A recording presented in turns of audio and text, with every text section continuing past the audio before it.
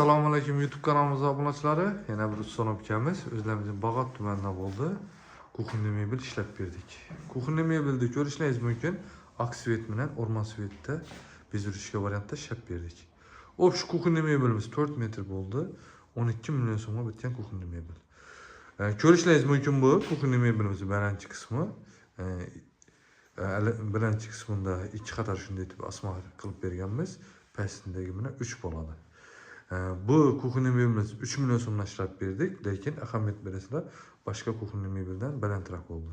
Bu bellarda gaz plitani o'rni bilan xolodilnik o'rni uchun metrga hisoblab olganmiz.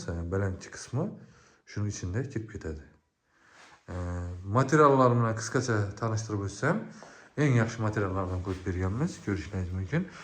Eran stollardan, qalin stollardan qo'yib berganmiz. Mexanizmlari davutchikli bo'ladi. 100% puxa plastik ko'rishingiz mumkin.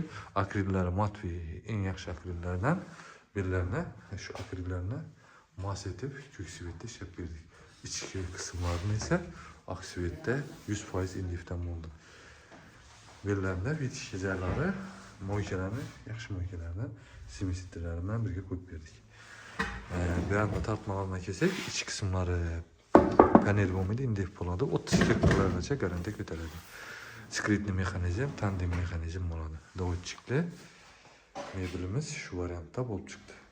Tellaridan kelsak, led lampochkalarni qo'yib berdik. Bu yerlarda esa musor idishlari, shushirkalarni taxlab berdik. Mebelimiz shu variantda. Svetlarim, dizaynim cho'tki olib chiqdi. Mebelga baho berasizlar.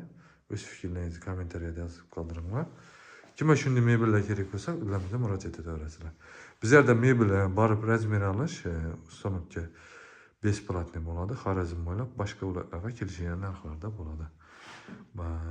Agar remontdan oldin mebelchi bilan telefon bog'lasanglar, shu yerda turishlari o'zlaringiz mas etib razvedchilarni aytib ketsak, ertaga qiynalmaysizlar. Polniy borib razmer olish besplatniy bo'ladi.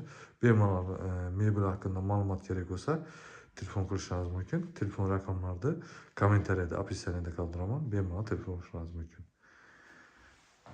Kanalga obuna bo'lib qo'ysanglar, keyingi videolarda o'tiramiz. Mebelimiz dapotolog, balandlardan zo'r qolmasdan cho'tki olib chiqdi. Bellarda xonadonlik texnikalarni qo'ysam, mebelimiz yana boshqacha bir chiroyli bo'lib chiqadi. Hammaga rahmat, kanalga obuna bo'lib qo'yinglar.